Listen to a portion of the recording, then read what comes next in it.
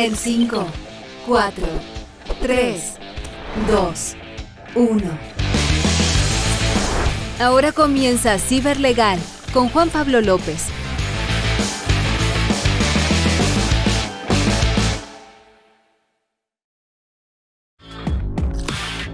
Hola amigos, ¿cómo están? Les habla Juan Pablo López, abogado especialista en ciberseguridad, para este ya nuestro cuarto capítulo de Ciberlegal. El día de hoy, como lo anunciamos un poco por las redes sociales, estaremos hablando sobre la gobernanza de las empresas TI y en ciberseguridad particularmente, cuál es la importancia de la gestión para el proceso de crecimiento y eventual internacionalización de las mismas.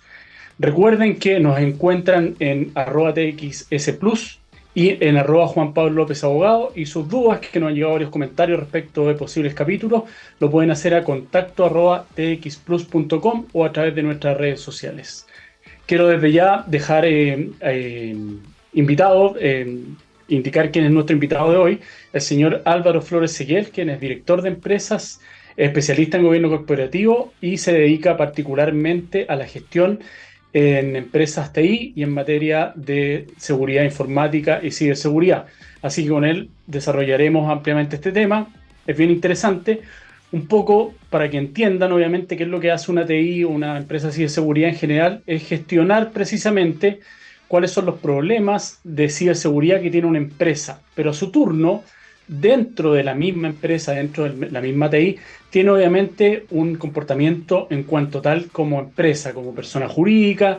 Desde el punto de vista, tiene una gerencia, tiene gente que es operativa, tiene dueños, tiene accionistas, y todo esto obviamente tiene que confluir para que la empresa, independientemente de los servicios que pueda estar prestando y de la calidad que puedan tener los mismos, debe estar obviamente ordenada, lo que se llama ordenar un poco la casa en cuanto a la gestión, tener las áreas bien estructuradas, tener muchas veces un doble control, tener, por ejemplo, protocolos en cuanto a cómo llevar a efecto la contabilidad, las finanzas, tener obviamente los asesores externos e internos que correspondan, profesionalizar en algún momento del camino que está recorriendo esta compañía, particularmente cuando comienza ya el crecimiento, que muchas veces en estas empresas suele ser exponencial.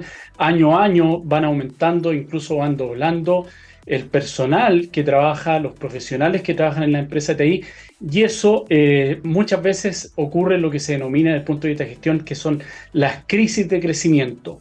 Ya no nos queda bien este traje inicial, éramos 2, 3 amigos, 3 compañeros de trabajo o compañeros de universidad cuando partimos, pero hoy día ya tenemos a cargo 30, 40 personas, tenemos varios contratos que están dando vueltas con empresas grandes que debemos saber gestionar. Tenemos que tener contratos laborales, tenemos que estar al día con la contabilidad, el servicio de impuestos internos, el abogado que aparece siempre, nunca falta el abogado que tiene que obviamente revisar los contratos, no solamente los externos, sino lo que se denomina cliente interno de la compañía. Como les señalé, hay asesores independientes que trabajan muchas veces freelance, trabajan a honorario.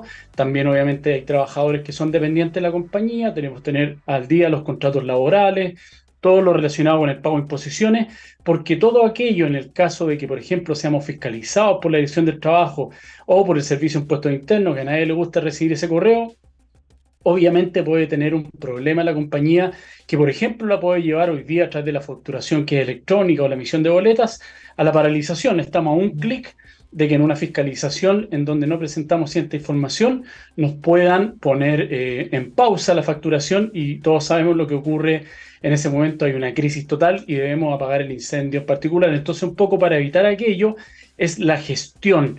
¿Cuáles son las diversas áreas que tenemos que estar comprendidos? Antes, obviamente, el TI estaba como al fondo de la empresa, muchas empresas que todavía lo tienen así, al fondo de la empresa, el tipo ahí que nadie quiere molestar, pero hoy día el TI, y en particular la ciberseguridad, con todo lo que está ocurriendo y en la era digital en la cual estamos, está al centro de la compañía y muchas veces se mueve en torno a ella. Por lo tanto, debemos saber cómo gestionarla, cómo tener estos profesionales y la importancia de vida que debe tener, obviamente, esta profesionalización de la empresa dentro de la compañía. ¿A qué nos lleva esto? A que, por ejemplo, cuando queramos obtener boletas de garantía, que nos puede pedir un tercero para poder contratar con nosotros, o bien necesitamos capital de trabajo a través de las líneas de crédito en un banco, que cuando nos revisen internamente los bancos, los terceros que quieran otorgarnos capital, vean que tenemos graves deficiencias en cuanto al manejo interno de la compañía, y eso obviamente va a llevar a estancar el crecimiento que estamos llevando a cabo por los buenos servicios que estamos desempeñando. Entonces ahí es donde hay que tener mucho cuidado y obviamente estar atentos a cómo gestionamos internamente la compañía.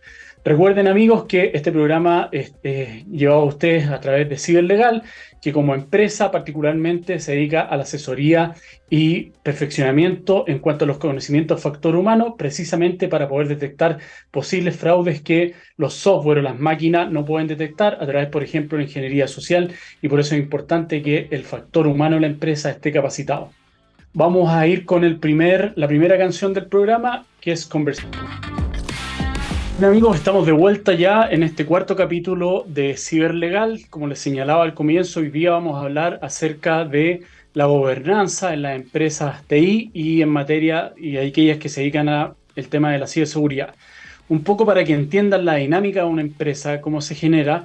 Muchas veces una idea, obviamente, que tienen los socios fundadores, en donde planifican cuál va a ser el servicio, son especialistas en distintas áreas, deciden juntarse, obviamente, salen de sus respectivos trabajos, se juntan para generar este emprendimiento, esta idea nueva, y comienzan, obviamente, a prestar servicio. Y ahí vienen las complicaciones en cierta medida porque se encuentran con una barrera que es de conocimiento muchas veces, que no tenían claro porque trabajaban en una empresa en donde obviamente ellos percibían una remuneración o un servicio en particular se les pagaba, pero no tenían a cargo todo lo que conlleva llevar adelante un negocio, que es, por ejemplo, generar la creación, en este caso, una sociedad. Primero que todo, elegir cuál es el vehículo societario.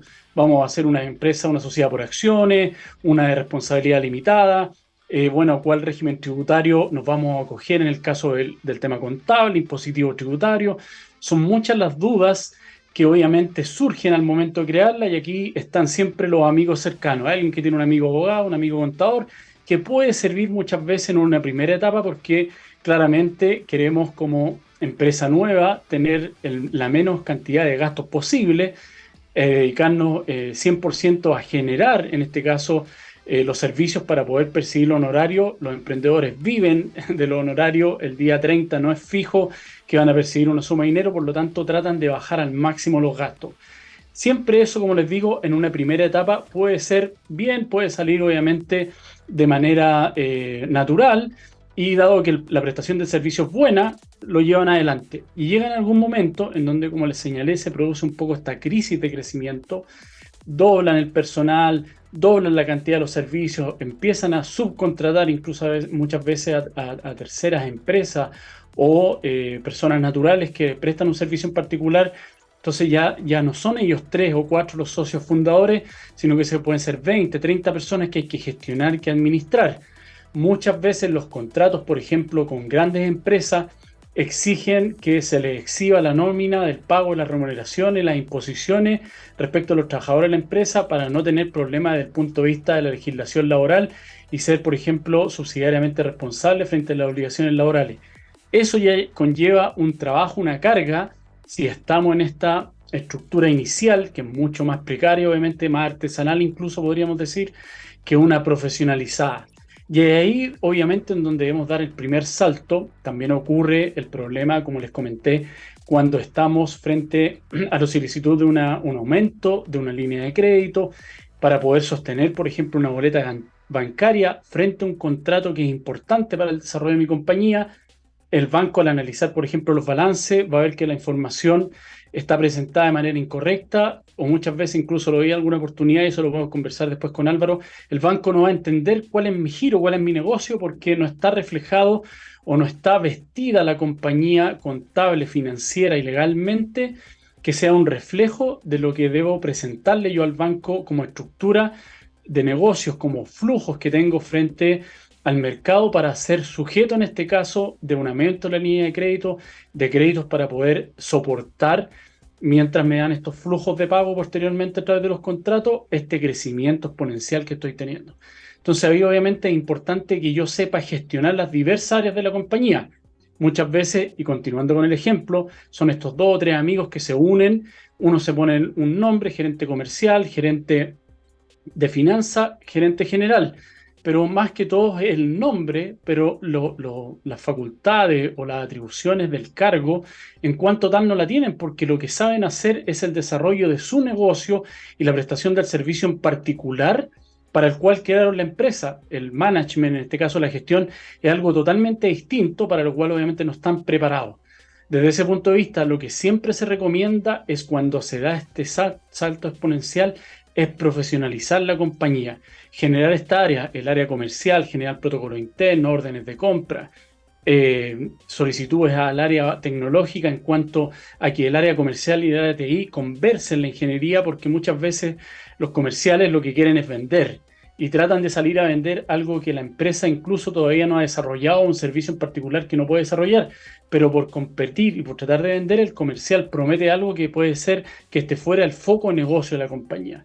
Entonces esos protocolos internos, esas comunicaciones, es importante tenerlas a través de esta gestión de un gerente de finanzas, un gerente comercial, un gerente de venta, en la gerencia general, obviamente, el gerente o el recurso humano, son diferentes las áreas, incluso la tesorería y la contabilidad como contrapartes. Muchas veces se dan fugas de dinero y problemas que se producen particularmente dentro de las compañías porque la misma persona que firma los cheques es la misma que recibe las órdenes de compra o la que lo autoriza, entonces no hay un doble control.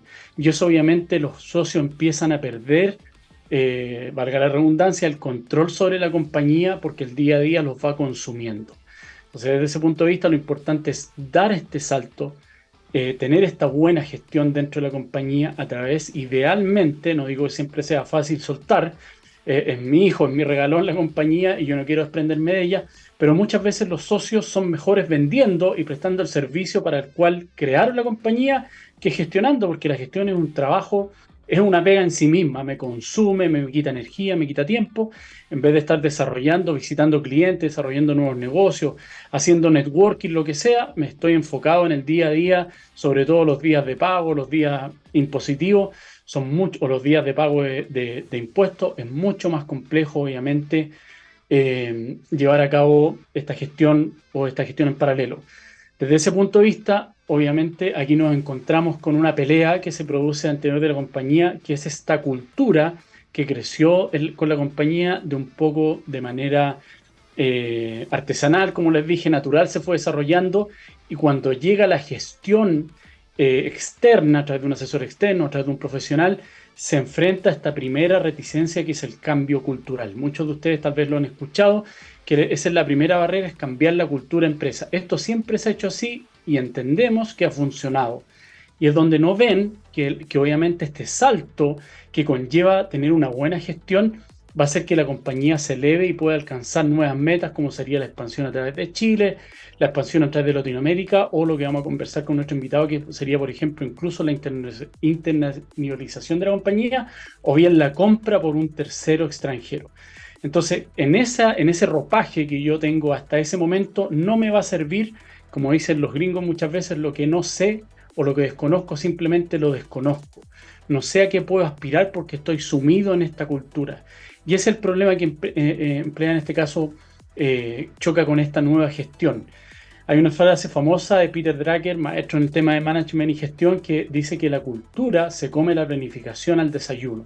Es decir, cuando yo trato de implementar esta nueva planificación, la reticencia interna de inmediato aparece desde los gerentes o dueños hacia abajo, ¿eh? No estoy diciendo que en general sea del personal, del mando medio, sino que precisamente es de toda la compañía que se resiste a este cambio o implementación de nuevas herramientas, de nuevas áreas, porque cree que o entiende que siempre ha funcionado así. Entonces, la primera pregunta que nos debemos hacer, yo como socio, como gestor, ¿soy dónde más importante, más relevante? ¿En el desarrollo de nuevos negocios, la expansión de la empresa, o necesariamente tengo que estar gestionando el personal, gestionando las finanzas, hablando con el abogado, hablando con el contador, con el auditor, con la gente de recursos humanos, o debo soltar, contratar a alguien y esa es economía uno? ¿Cuál es mi costo alternativo en definitiva en cuanto a lo que yo desarrollo produce más a la compañía en cuanto a mi expertise profesional, o debo vestirme de gerente general, de gerente de finanzas, para poder sostener y entender en mi cabeza que tengo todo, comillas, bajo control. Ahí en cualquier caso, sea como se dé este crecimiento de manera orgánica o de manera inorgánica, en algún punto vamos a llegar al crecimiento exponencial que naturalmente nos va a llevar, eso 100% seguro, a solicitar, por ejemplo, lo que les hablé hace un rato atrás, una línea de crédito, que es en Chile el denominado capital de trabajo. El capital de trabajo proviene de las líneas de crédito, su expansión y la mantención de esas líneas es vital para las empresas. Lo vimos en pandemia, que cuando estaban cerradas las empresas 1 o 2 meses, no tenían flujo y las empresas terminaban quebrando. Hay empresas que no pueden sostenerse financieramente si no tienen pagos mensualmente cada 3 meses o máximo cada 6 meses cuando son un poco más grandes, pero es particularmente imposible que puedan sobrevivir financieramente si no tienen esta línea de crédito a cual sujetarse para poder, por ejemplo, como les dije, sostener una boleta bancaria, para poder aspirar a un contrato mayor envergadura que me da los flujos necesarios para sostener este crecimiento. Pago el personal, pago del lugar donde estoy hoy día trabajando y los gastos que el día a día genera la compañía. Por lo tanto, tener ese orden interno en la casa profesionalizado es lo importante 100%. ¿Qué es lo que ocurre? Los dueños de la empresa, en el ejemplo que di, todos creemos que tenemos a nuestro hijo y como yo entiendo que soy el padre, quiero lo mejor para la empresa y doy el mejor cuidado para aquello. Pero cuando viene un profesional externo y me hace un levantamiento, así como las empresas de gestión de seguridad informática y ciberseguridad y TI en general hacen estos mapeos de riesgo y ven, me entregan una planilla y me dicen aquí hay rojo, amarillo, verde, estos son los esperables. Eso es lo mismo que puede pasar financieramente, laboralmente, legalmente, cuando viene un tercero externo, que puede ser un gestor que yo estoy contratando para esta evaluación, o que incluso puede ser, como les señalé, un tercero que esté interesado en adquirir mi negocio porque le gustan los contratos y le gusta el servicio que yo estoy prestando. Entonces yo entiendo que mi empresa vale 10, 5 millones de dólares, 3 millones de dólares o lo que sea, pero en realidad al ver la gestión interna, el tercero interesado me va a decir, ¿sabes qué? Si tú desaparece el negocio. No hay una gestión, no hay un protocolo, no están definidas las áreas, por lo tanto lo que tengo que hacer yo en realidad es gestionar internamente la compañía y ese desarrollo va a tener un costo para mí porque tengo que hacer una apuesta. No es lo mismo que tú me muestres una gestión periódica, diversas áreas, estados de resultados, planillas, los SLA, que está todo funcionando dentro de la empresa a un clic la información, a que yo tenga que ingresar, entrar a picar, como se dice en Chile, y ver en definitiva qué es lo que tengo que hacer. Por lo tanto, como dice un amigo, eso es la Universidad de Ohio. Es como que al ojo entiendo que vale 5 o 3 millones de dólares y siempre el valor va a ser menor dada esta gestión o la carencia de gestión. Por lo tanto, si yo quiero participar en una expansión, en un proceso de expansión, sea nacional o internacional, o aspiro en algún momento, que el sueño del pibe, que mi empresa sea comprada por una empresa más grande, sea nacional o extranjera, debo cumplir con estas metas que son para ellos el DESDE. Por ejemplo, para las empresas norteamericanas que son líderes en gestión, todo lo tienen parametrizado. Todo lo quieren gestionar, todo quieren saber cuál es la eficiencia de las áreas, cuál es el resultado, cuál es el margen de utilidad. Si yo no tengo claro, porque incluso hay muchas empresas que eso no lo tienen claro, me dicen, tengo estas 10 líneas de negocio, y el 80-20 se puede dar en 3, en 2 incluso, y en la otra simplemente estoy perdiendo dinero porque estoy poniendo el foco en un negocio o en un giro en particular que no me es rentable, no hay un margen de utilidad, no me genera retorno y por lo tanto estoy dispersando mis recursos. Y eso un tercero externo al hacer este levantamiento lo va a visualizar y eso es lo que va a hacer que me baje obviamente el valor de la compañía. Y es eso, el darme cuenta con información dura y relevante, generada por esta área interna de la compañía, de cuál es mi foco de negocio, cuál debo enfocarme, es lo que va a hacer que mi empresa tenga mayor valor frente a un tercero en el caso que yo desea vender o en el caso, como les mencioné recién, que quiera, por ejemplo, obtener simplemente capital de trabajo, porque el banco me va a decir eso, oye, ustedes son 2 socios, tienen una empresa, facturan 3 veces al año, tarde, mal y nunca, y no tienen ordenada las finanzas, me presentan un balance que falta información o no está actualizado, eso muchas veces pasa, me presentan el balance del 30 de diciembre para hacer la declaración en marzo o abril, pero después cuando yo quiero saber cómo va la proyección o el plan, incluso de negocios no tienen, la carta GAN no tienen nada, el banco les va a decir en una reunión, lo sentimos mucho, se ve muy lindo el negocio en empresa, pero no es sustentable, menos en los tiempos en los cuales estamos viviendo hoy día, para poder facilitarle una línea de crédito o hacerle un préstamo, un bullet a un solo pago a 6 meses para que ustedes puedan participar, por ejemplo, en esta licitación frente a un banco. Bueno, eso y muchas cosas más vamos a hablar con nuestro invitado, que les reitero, él es Álvaro Flores, experto en gestión en finanzas, particularmente es director y gestor de empresas de seguridad de información y de ciberseguridad, y además ha participado en procesos de expansión tanto nacionales como extranjeros, y además ha participado en procesos de venta de manera internacional de manera muy exitosa. Así que a la vuelta vamos a estar con Álvaro Flores y los dejo con la segunda canción, que es The Weeknd, Starboy. Nos vemos a la vuelta. Bien amigos, estamos de vuelta ya para el tercer bloque de Ciberlegal. Recuerden que Ciberlegal es la empresa que nos auspicia y es la ciberseguridad aplicada al factor humano. Como el eslabón más fuerte es la cadena de protección tanto de la información como de los clientes de la empresa. Como les prometí y como anunciamos antes de la canción, está con nosotros don Álvaro Flores. Él es ingeniero de profesión y se ha dedicado, y quiero ahí que nos cuente un poquitito Álvaro, se ha dedicado obviamente a la gestión de empresas como director, particularmente en empresas de TI y ciberseguridad. Álvaro, gracias por aceptar la invitación y te dejo ahí con el micrófono. Bueno, gracias, buenas tardes, gracias por la invitación. Siempre es interesante conversar de estos temas. Bueno, yo soy ingeniero civil industrial, con algunos postítulos. Durante casi 13 años me dediqué como empleado a gerentear compañías de terceros. Y luego formé una consultora que ha tenido varias etapas, desde el mundo de la asesoría financiera a empresas y hasta la gestión de empresas.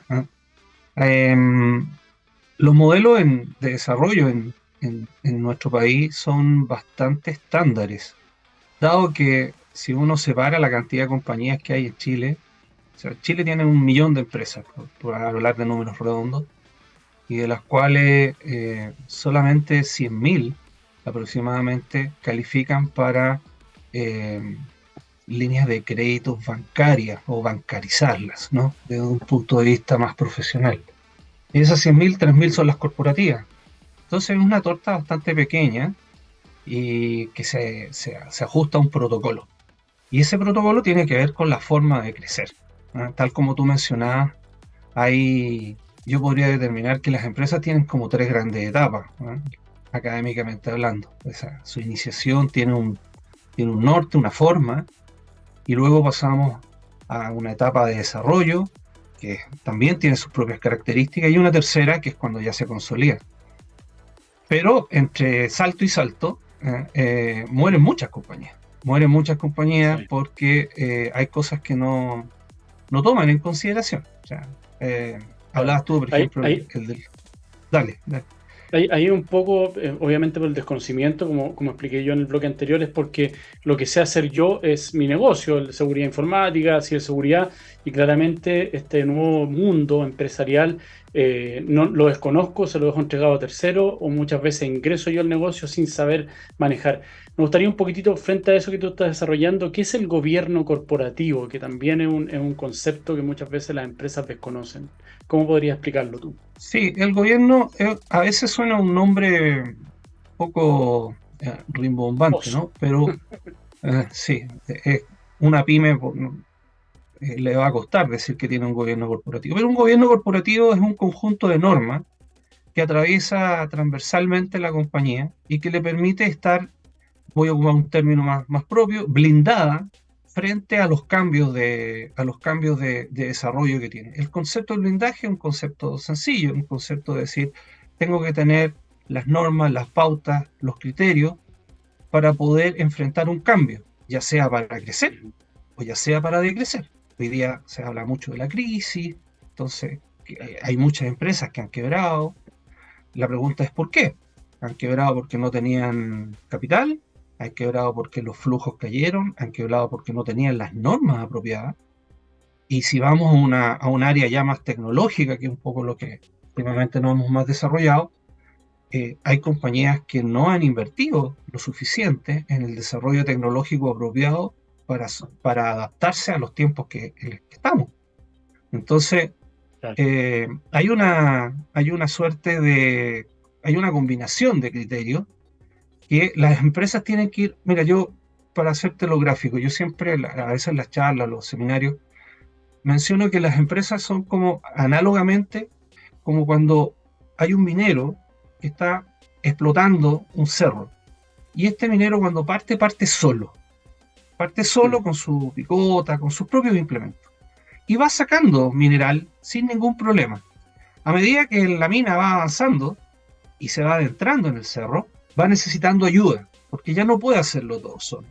Entonces necesita colaboradores, necesita un poco más de implementos, necesita rieles, necesita aire, necesita ir fortificando la mina. Porque en algún minuto va a llegar tan adentro que si no le ha colocado la fortificación apropiada, el cerro se le va a venir encima. Y eso es muchas veces, esa fortificación tiene temas legales, tiene temas tecnológicos, tiene temas laborales, financieros, es una combinación de cosas. Entonces, el gobierno corporativo de alguna manera regula que eso se establezca. Claro. Ahora, como bien decías tú, y un poco el dicho en Chile, en casa herrero, cuchillo palo, yo también he visto, como dices tú, en muchas empresas dedicadas al negocio, al giro TI, que no tienen automatizados procesos que podían ser fácilmente o ni siquiera existen. Entonces, un poco de la mano de eso y hacia cuál es mi norte, como decías tú, más allá del gobierno corporativo está este desarrollo estratégico de las empresas. ¿En qué consiste un poco el desarrollo de esta planificación interna? A ver, partiendo desde lo más básico, ¿no? Si tomamos una compañía que tiene poco tiempo de desarrollo, va a tener ciertos objetivos que van a depender de los dueños. Los dueños, que voy a hablar de una pyme clásica, donde los dueños son los mismos gerentes y que se autoasumen gerentes dependiendo de las inclinaciones iniciales que tengan. Entonces, las decisiones estratégicas al principio no suelen estar muy presentes en las compañías, porque una definición estratégica es de mediano y largo plazo. O sea, hoy día un mediano plazo estamos hablando de dónde quiero estar en 3 años. Normalmente lo que se busca al principio es, ojalá vender lo más posible, tener una estructura lo más liviana posible para poder llevar pan a mi casa y pagarle a mis colaboradores. Pero después hay que empezar a determinar, ya cuando la compañía crece, tener una mirada un poco más de largo aliento. Y eso significa que tengo que empezar a medir los rendimientos de mi compañía, porque yo tengo que empezar a fijar patrones. Quiero tener un margen de la compañía de este nivel. Quiero tener una cadena de distribución que cubra tal norte o tal zona. Quiero llegar a internacionalizarme. O sea, y esos patrones no están muy claramente definidos porque en Chile nadie nos educa para ser gerentes, nos educan para ser profesionales, abogados, ingenieros, arquitectos, lo que sea, médicos. Pero el gerenciamiento de una compañía tiene aspectos que son muy distintos en la práctica, ¿no? Otra cosa es con guitarra, dice el dicho, ¿no? Y muchas veces, dependiendo el tipo de profesión que tengamos, no sabemos cómo enfrentar esto, salvo por como dicen los americanos, el try and error. Trato, me equivoco, aprendo. Trato, me equivoco, aprendo, o el boca a boca. Entonces, esta mirada estratégica se va haciendo sobre la marcha. La única manera de poder tener una mirada estratégica es incorporar gente que ya haya trabajado en mirada estratégica. Profesionales que los tengan, asesores, hablabas tú. Yo soy director de varias compañías medianas, y en donde lo que normalmente uno hace es tratar de dar una pauta, una mirada de largo aliento y advertir los resultados de cierta toma de decisiones.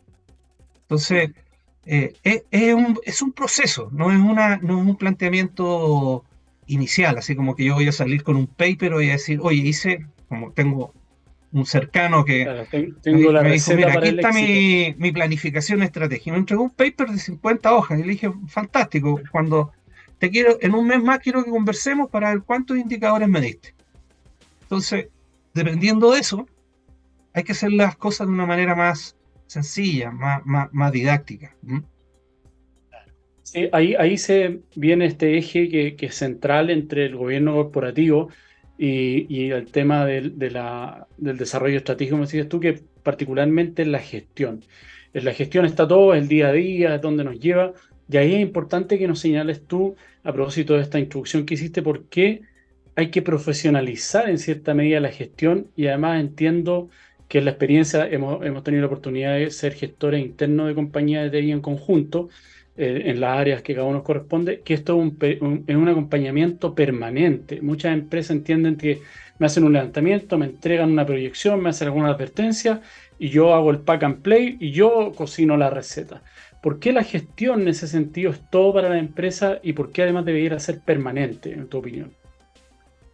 A ver, yo creo que, mira, vamos a concentrarnos en el título de la entrevista, ¿no? De las empresas tecnológicas. Las empresas tecnológicas son empresas de servicios, la gran mayoría, y nacen en muchos casos con este grupo de amigos. En la posición del grupo de amigos, en donde ex ingenieros que trabajaron en compañías más grandes se distribuyeron las funciones.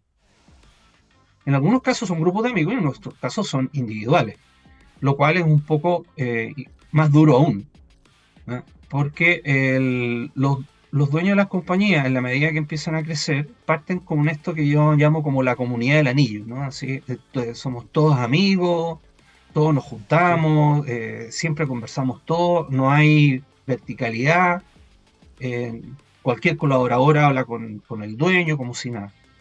Pero a la medida que la empresa empieza a crecer y el volumen empieza a crecer, ya no hay un recurso que se empieza a volver escaso, que es el tiempo. Y el tiempo de dirigir una compañía empieza a hacerse muy escaso y uno empieza a priorizar. Entonces ya no tiene el tiempo para transmitir la información directa hacia los colaboradores. Ahí tú tienes que empezar a crear estructura, empezar a fortificar esta mina que decía yo en el cerro. Tienes que empezar a fortificarla. Y ahí es cuando tienen que comenzar a aparecer los profesionales. En las empresas en general no parte un profesional de mucha trayectoria al principio. Normalmente lo que se busca es gente de niveles intermedios que tienen capacidad de crecimiento, y mientras la empresa sigue creciendo se van abriendo estos espacios. Entonces, el régimen de gestión es una palabra que al principio de las compañías no se habla. O sea, la gestión se asume como vender más, en muchos casos. Tanto así que cuando llega un minuto que todas las comisiones de venta y todas las metas están asociadas a la venta. Pero una empresa moderna no está asociada a la venta, está asociada a los márgenes, a cuánto gano, Claro. no a lo que vendo. Y ahí se empiezan a producir transformaciones que hay que empezar a medir. ¿Quién las mide? Las mide el mismo gerente, fundador, soñador con el que partió la compañía, o ya está cansado y necesita apoyo, se necesitan otras alternativas. Entonces, hay una transformación de necesidades que va siendo importante que se adhieran profesionales. La gestión como tal surge después. El término, porque la gestión significa poder medir cosas, pero si yo no las he definido, ¿cómo las voy a medir? Y si yo no las entiendo, no las voy a implementar. Entonces, voy a hablar de un índice financiero, no sé, el margen. O sea, es algo tan básico, pero para poder tener margen yo tengo que tener un sistema de costeo. Y un sistema de costeo requiere un esfuerzo no menor dentro de la compañía. Procesos, normas, definiciones. Puede pasar años antes de que alguien tenga eso. Entonces, y sobre para todo terminar cuando ese se trata de punto, este tipo disculpa, sobre todo cuando se trata de este tipo de servicios, que muchas veces obviamente son inmateriales, en donde es difícil medir. Antes se vendían cajas, lo que se conocía hace 10 años atrás. Hoy día hay servicios en particular que hay que vender hay decisiones que hay que tomar y como dices tú, la falta muchas veces no de negocio, sino que de flujos en la compañía es lo que hace que ésta sea, por ejemplo, se vea expuesta a un proceso de reorganización o quiebra. No el que no tenga negocios contratados, sino que los flujos no alcanzan para cubrir esta grasa que se acumuló en la compañía debido a la errada toma de decisiones o la falta de gestión. Yo creo que eso también te ha tocado oírlo a ti. O sea, bueno, sí, la empresa, a ver, Chile está de alguna manera determinado por los parámetros que determina el sistema bancario. Salvo casos muy particulares, las empresas se pueden financiar con recursos propios, pero yo diría el 99% de los casos que yo he visto, y he visto, no sé, más de 500 compañías en 25 años, no tienen recursos propios. El dinero y los recursos tienen que ir a pedirlo al banco. Por lo tanto, se tienen que adosar a los protocolos que tiene el banco. El banco te presta de acuerdo a ciertos estándares, ciertas políticas que además van cambiando. Dentro de esas políticas, las empresas de servicio tienen una debilidad, que para los bancos se necesitan garantías, en muchas ocasiones. La empresa de servicios no tiene garantía, salvo el patrimonio de los mismos socios. Entonces, hay un momento en el crecimiento de la compañía, en el tamaño de la empresa, en donde la empresa literalmente ya no puede seguirse financiando con los bancos, porque ya no tiene las garantías ni el patrimonio para poder entregar al sistema bancario y se te limita el crecimiento. En esas ocasiones, o cuando tú te acercas a esa situación, es cuando a veces se toman decisiones de crecimiento exagerada. Es como, no, vamos, no sé, hace un tiempo atrás era, vámonos todos a Perú. ¿Eh? En Perú está creciendo, vámonos a Perú. Y yo veía gente que seguía sin mucho análisis, ¿no? Y Perú podrá ser nuestro vecino, pero culturalmente, como me decía un americano, Latinoamérica hablan todo español, pero nadie se entiende, porque son todas culturas diferentes. Claro. Entonces, no es llegar y hacer esto, o poner una planta, poner doble planta, o traer más profesionales. En las empresas de TI luchan con un tema, porque más encima, en el mundo del TI, hay un déficit de ingenieros muy grande, claro, a nivel nacional y a nivel internacional. La búsqueda de talento, y si hablamos de ciberseguridad, es muchísimo más alto. Entonces, cuidar al profesional, tenerlo ahí, tenerlo bien, indistinto si mi plan de negocio está funcionando o no, se vuelve una jugada estratégica. Por el día de mañana me sale el proyecto y ir a buscar a ese profesional en el mercado es muy caro. Entonces, claro, los gerentes generales tienen que estar normalmente luchando contra esta disyuntiva para poder ver si crezco o no crezco, o cómo me financio. Claro. Muchas veces pasa, y un poco para que entiendan, a propósito del comentario que hiciste tú, de que son los propios socios que con su patrimonio personal terminan avalando la empresa, es que si la empresa tiene problemas financieros y quiebra, y por ejemplo tengo acreedores, no solamente va a terminar mi empresa en cuanto tal, sino que por ejemplo van a terminar rematando la casa. Y eso generalmente conlleva el término del matrimonio, que es un poco la crisis total que se produce para los emprendedores, porque apostaron todo y muchas veces, lo mencionaste también, hay una idea romántica del negocio, particularmente por los empresarios latinoamericanos y tal vez Chile en particular, en donde yo sé que me estoy desangrando, pero me niego a ir al médico a ver al especialista para que me cure. Y sigo con esta idea de que en algún momento, que es algo psicológico que pasa en general con los emprendedores, voy a remontar el negocio y en vez de las pérdidas de 100 voy a ganar 200, y eso termina generalmente, ¿por qué? Porque no manejo, como decías tú, la información, no tengo el expertise y no estoy escuchando tampoco a las personas o al especialista que debiera darme la recomendación de, por ejemplo, achícate, vuelve al negocio, enfócate en este giro en particular. Entonces es súper importante lo que señalaste tú. Ahora, ¿cómo ha sido, que eso es algo muy importante, que me han hecho la pregunta respecto de tu participación hoy día, cómo, dando un poco el salto cuántico, ya cuando las empresas efectivamente logran este proceso de crecimiento, salen fuera de Chile o son buscadas por compañías extranjeras que desean comprarla. ¿Qué es lo clave en este proceso, de acuerdo a tu experiencia, Álvaro? A ver, mira, eso es M&A, fusiones y adquisiciones. Yo llevo bastante años en esto también, y no solo en empresas tecnológicas. Hay diversas alternativas. Nuestra experiencia en los últimos 2 o 3 años, incluso terminando en medio de la pandemia, es que en el mundo tecnológico hay una necesidad de profesionales, y en el mundo de la ciberseguridad mucho más, tal como mencioné, porque según la consultora Boston Consulting Group, los 2 negocios que más van a crecer en la historia de la humanidad en los próximos 5 años son los smartphones y el negocio de la ciberseguridad. Entonces, ¿por qué? Porque la tecnología ha cambiado de una manera tan brusca y sigue cambiando lo de la inteligencia artificial. Yo estuve en Barcelona ahora y en una feria, en la feria de lo único que se hablaba era del 6G y metaverso. O sea, acá en Chile no había escuchado ese énfasis en el tema, pero fuera es así. Y significa que estamos generando un mundo tan interrelacionado, y un mundo tan interrelacionado que está con sensores en todos lados y que puede ser hackeado en todos lados. Y no hay normas legales que están adaptadas a esa realidad, ni mucho menos tecnológicas. Entonces, ¿por qué digo esto? Porque las grandes corporaciones en el extranjero están buscando talento que está relacionado al mundo tecnológico.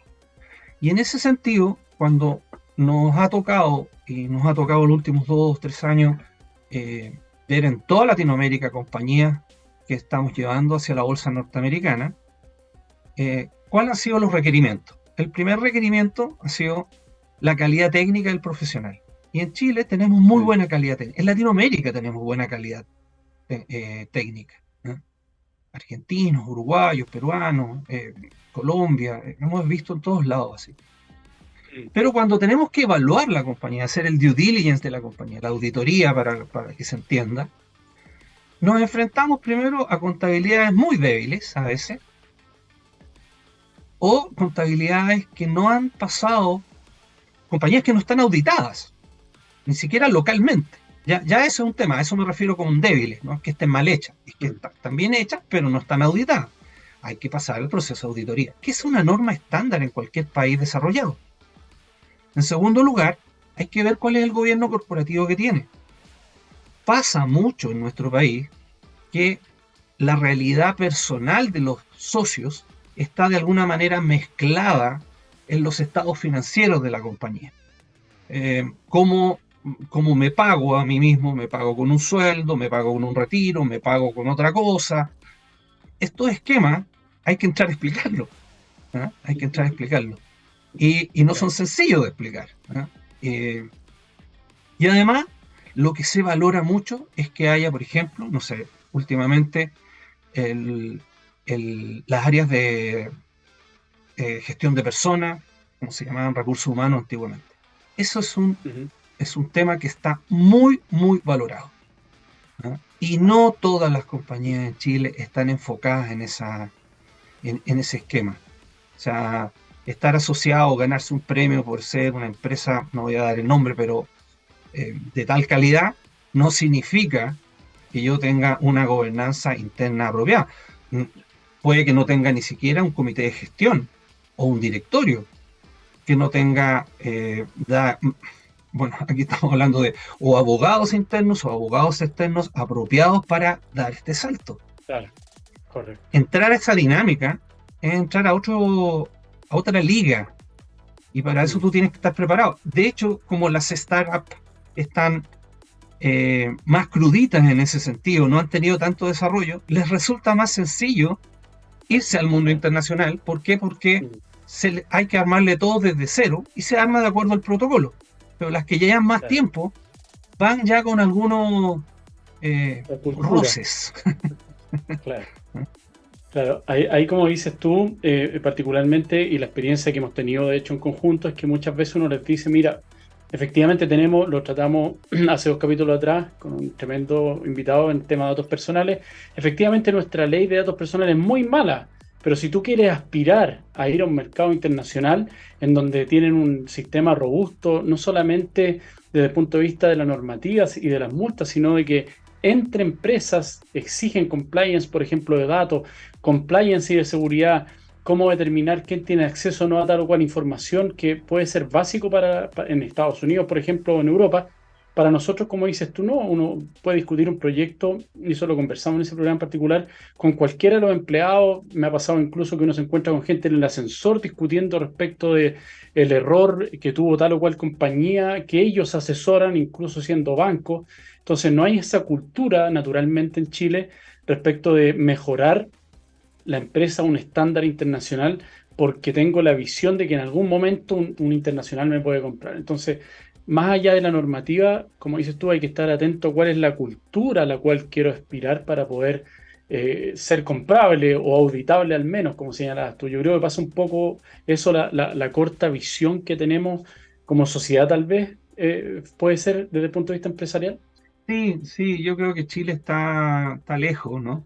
Está lejos. Sí, ese es un tema que cuando tú estás un poco relacionado con gente que está más cerca de los países de primer mundo. O sea, acá, por ejemplo, algo que se escapa un poco de esta conversación, pero nosotros estamos viendo llevar empresas chilenas a la bolsa y resulta que una empresa de 10 millones de dólares de facturación puede ir a la bolsa y la gente se sorprende absolutamente, ¿ya? O sea, con un Claro. buen plan de negocio tú puedes hacerlo, pero ¿por qué nadie te habla de esto? Cuando esa es la mejor forma de Claro. financiamiento y funciona de una manera brutal. O sea, si esto se supiera de una manera anticipada, las empresas se prepararían para eso, pero acá se preparan para financiarse por lo que obviamente se conoce, que es el sistema bancario local. Eso se llama, el sistema bancario te otorga lo que se llama capital de trabajo, pero el capital de Claro. crecimiento va por otro lado. Entonces, Claro. y además, dado eso, no se hacen las auditorías, ni legales, ni tributarias, en la profundidad que debiesen hacerse. Piensa que una empresa Claro. que entra a bolsa en Estados Unidos, Nasdaq, Dow Jones, lo que sea, tiene que presentar una auditoría cada 3 meses, no puede mover un dedo de su plan de negocio si es que no está informado públicamente. Y eso también es un roce importante cultural, ¿ah?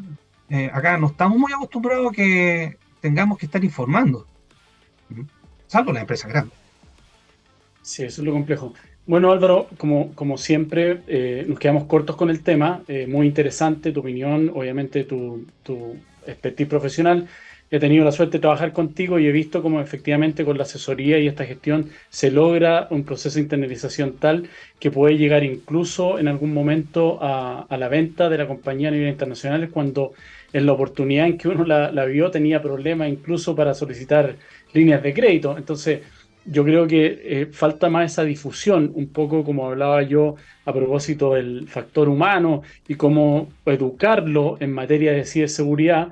También falta en el tema financiero, que tú además lo haces mucho a través de tu compañía, Phoenix Consulting, a través de estas charlas a empresarios, a gerentes, de que se enteren de que lo que están haciendo no es lo adecuado, incluso en el mercado nacional, de como dices tú, mezclar las finanzas personales con la compañía. Entonces, eso es un poco lo que recojo yo en nuestra conversación. Me gustaría que te despidieras, Álvaro, con un último consejo del especialista, no lo que yo percibo, sino tuyo, frente a una empresa que hoy día está en ese camino. ¿Cuál sería tu consejo a un empresario de un Pues, TI o ciberseguridad? mira, esencialmente que estén atentos a lo que está ocurriendo en el mercado internacional. Las empresas de tecnología no son empresas que debiesen estar circunscritas al mercado local. Hoy día el mercado es absolutamente global, absolutamente global. Me ha tocado ver empresas, por ejemplo, no sé, nuestros vecinos, Argentina, y con todos sus problemas financieros, las empresas de TI argentina están en todos los continentes, tienen filiales en todos los continentes. ¿Por qué? Porque el Claro, servicio se puede dar en todos lados. Entonces, claro, que se, que se atrevan a mirar en grande, pero que vayan dando paso sobre paso. O sea, no tienen que asesorarse apropiadamente para poder hacer esto. Existen los caminos, ¿ah? y además que van a tener una demanda de trabajo infinita, entonces es el mejor de los mundos, ¿no? Pero tienen que ser sobrios también, no salir un poco a veces. El TI tiene una suerte de orgullo técnico, ¿eh? Que se coloca a veces por sobre la gestión, ¿ya? Y eso es un tema que deben reflexionar para poder crecer. En algún momento lo conversamos incluso que esto es como una gran ola de esas de Hawái, la ciberseguridad, en donde están todos ahí surfeando, pero en algún momento va a bajar esa ola, no van a quedar todos en la cresta de la ola, sino que se van a ir perdiendo, y lo importante es que estén, sobre todo desde el punto de vista de la gestión, preparados. Álvaro, muchas gracias. Lo encuentran a Álvaro obviamente en LinkedIn, Álvaro Flores, y a través de su empresa Phoenix Consulting. Te agradezco mucho tu participación y no tengo duda que vamos a volver a requerir en algún momento de tu expertise para aclarar algún tema en particular. Un gran abrazo. Gracias por la invitación, que estén todos muy bien. Chao. Gracias. Los dejamos en este cuarto capítulo de Ciberlegal con la última canción del bloque, Imagine Dragons Thunder. Que estén muy bien, nos vemos la próxima semana.